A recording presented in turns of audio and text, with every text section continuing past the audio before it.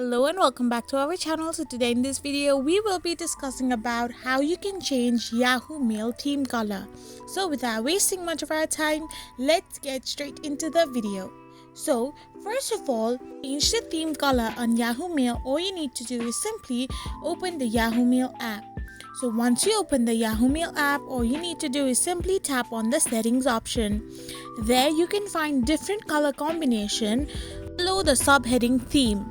So once you go and click on any of the colors you want, you can simply set it as a theme color, and you can also choose the pattern how you want to show the theme color from light, medium to dark.